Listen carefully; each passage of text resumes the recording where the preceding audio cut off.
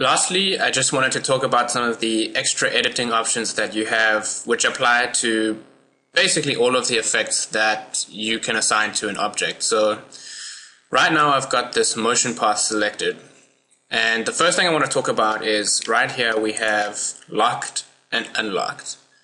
Okay, unlocked basically means that this motion path is going to be stuck to this object. So if I select Dooney and move it, we see that the motion path moves with it. So what they mean by unlocked is that the motion path can actually move.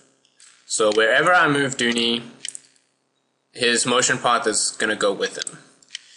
If I change this to locked, that locks this motion path into this position. So if I now move Dooney, the motion path stays where it is. Now the important thing to know is that in this case, when I start playing the animation, although Dooney will start here on the screen, he'll still start moving from over there. So he'll just disappear from here and then move into the screen, as we can see in this preview. So when you define a motion path, you don't actually have to have the object sitting at the start point, which can be quite useful if, for example, we wanted to have, say, 5 objects coming in from this kind of region. Trying to have 5 objects piled on top of each other and then selecting them could become quite a nightmare. So you could actually just zoom out and just move Dooney right out of the way. And you could have all of your characters simply sitting here and then just their motion paths over here. So if we zoom back in, you can see it doesn't matter that Dooney is all the way over there. If we click play, the animation is going to play just like it normally would. Then another thing I wanted to talk about is for every effect, if you click this down arrow, you get an option for effect options. So you can click that. And here again we see the locked or unlocked. And we have these 3 boxes.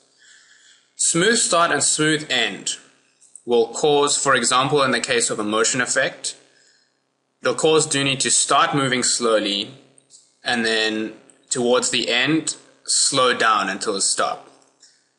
So if we turn those on,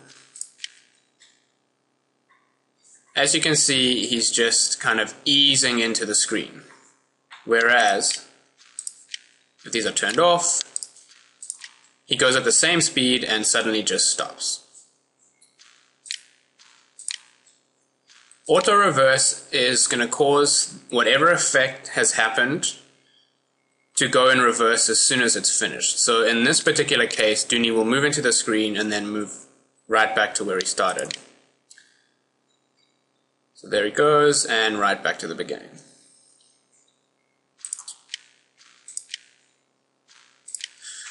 Okay, and then there's also some more enhancements that you can use. For example, after animation is set to don't dim by default. Now if you select one of these colors, and you can also select more colors by clicking that link, all that happens is once the animation finishes, this object is going to become filled with this color. So as he gets to the middle of the screen, he simply becomes a solid block of orange. Then the last thing I wanted to talk about was a sound. If you want a sound to play with your animation, then all you need to do is come into this effects dialog box, and you can choose from a whole bunch of default sounds that come with PowerPoint, or you can choose your own sound. If I click other sound, I here have this WAV file called Alien Bug Transmission.